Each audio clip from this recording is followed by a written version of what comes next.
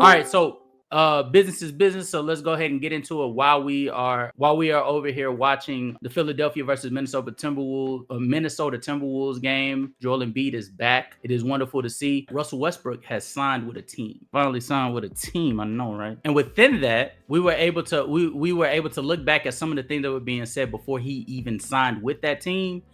And for that, it got pretty nasty. Let me show y'all what the fuck been going on. On God. It's fucked up what happened to Russ. And Russ got a bad take because of that Lakers team. That's the truth, bro. That's the truth. You talk to T-Lou did interview with motherfuckers. I love Russ. Ever since Russ left the Lakers, bro, he's been on a minimum, bro. We've never seen this ever. We've never seen a player who's been the MVP, who's impacted the game, who they call him names and tell him he can't shoot, go to the playoffs, shoot 40% with the Clippers the very next year, right? Take a less demeaning role with the Lakers, take a less demeaning role with the Clippers. He's been a sixth man ever since he's left the Lakers. He's a starting point guard in the NBA. He's arguably one of the top 3 point guards to ever play the game. You tell me this man can't get on the team?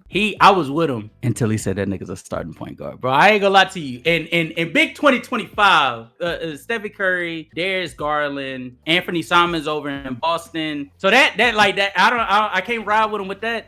But I do agree with him with, since he left the Lakers, a bad juju tag has been thrown on this man for I want to say a better part of like 2 years, even when he's displaying multiple instances of him being a positive. We also got, to hear from the Sacramento fan himself, Big Ox Bob, I'm referring to, over on Player's Choice, where he answered the question given to him by none other than Mr. PC Ron. Yeah, I think it makes us a little better. I don't know what that means. You know what I mean? I don't know if that's going to be the difference from a 10 seed to an 8 seed, or, you know what I'm saying, a 10 seed to playing. You know what I'm saying? We're a playing type team. So you never know. Maybe we can get lucky.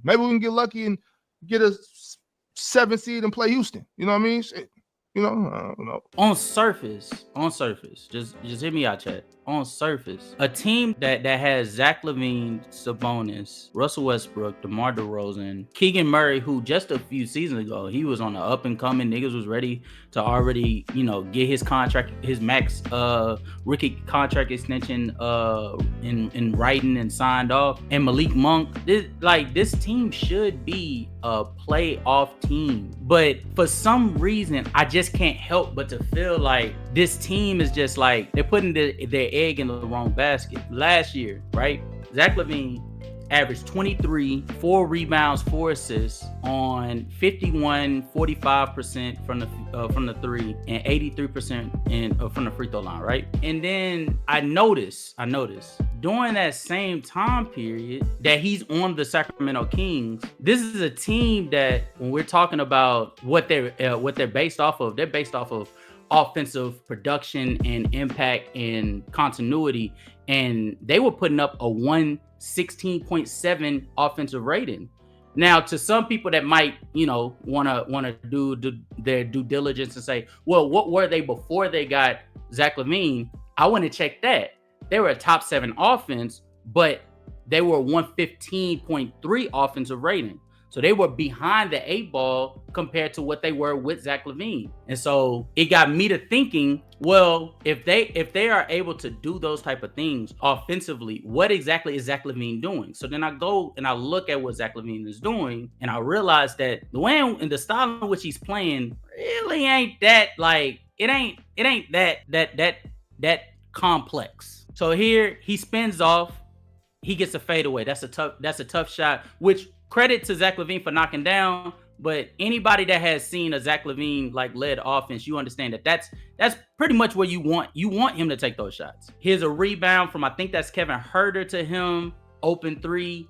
These are pretty fundamental ethical buckets, if you will, right? And this is against San Antonio, who I think is without Wemby doing in this game. Right? What is the offense looking like with Sabonis at the helm? I mean, it looked like he was running the offense pretty competently, right? And so this is against OKC, the best defense probably of this, a top 5 defense of this modern era, and that everybody was healthy. Chet is there, as you can see. So this is one of the sets.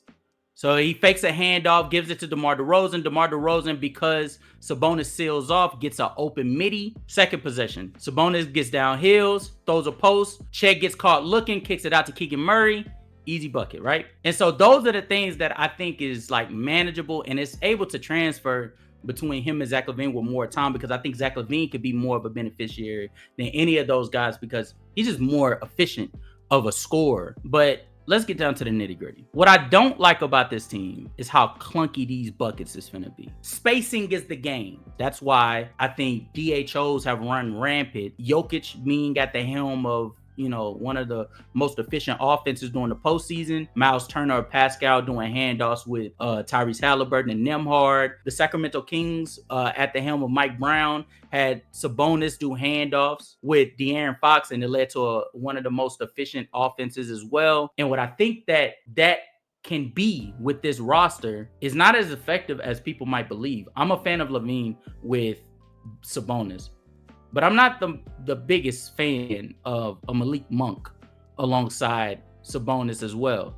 because I don't think Malik Monk is that efficient of a scorer, depending on the volume that he's given. And he was given a lot of volume when De'Aaron Fox got traded. I think that is a problem that they're going to have to address. And I don't think Westbrook is the way to go. Before I get to like being negative, I don't want to be a negative Nancy. I think Russ has like developed tremendously in the past 2 to 3 seasons, depending on who you asked that last year in the Lakers, as an off-ball player. So take this play, for example. So Russell Westbrook's in the corner. As you know, Russell Westbrook is not a spacer by any mark of the word. Jamal Murray comes in. He's getting doubled. They leave Russell Westbrook wide open. What does Russell Westbrook do in past years? What is he typically doing if he doesn't have the ball in his hands? He's going to sit in that corner the entire time. We have never seen him run to get a second opportunity to the likes that he did for Denver this past season. And for you guys that are not fully like on ball or on point with me with how much Russ has like developed in terms of an off-ball player, go and watch that Oklahoma City Thunder series. Go and watch the Clippers series. Watch that entire postseason run for the Denver Nuggets last season. I also think that Russ doesn't get enough credit for the way in which he got better at attacking closeouts. I want to show you guys this. You got Nikola Jokic on the floor now, Jamal Murray. This is against the Minnesota Timberwolves, another top defensive unit, right? MPJ is also on the floor, Christian Brown. Basically, Russ is playing with the starting lineup. Right? Russ is in the corner. Julius Randle is guarding him. Jamal Curry off the screen, kicks it to Russ. Rudy Gobert rotates on to Westbrook. Westbrook attacks the closeout, finishes a bucket. That is value, especially to a team like Sacramento, who respectfully, outside of Sabonis, they don't have that much interior presence. So I think Russell Westbrook can provide that tenfold for them, right? That being said, though, in theory, on paper, this team should be locked and loaded to be able to compete for a 7th, 8th seed, maybe even a 6th seed if they get lucky and they strike while the iron's hot while people are injured.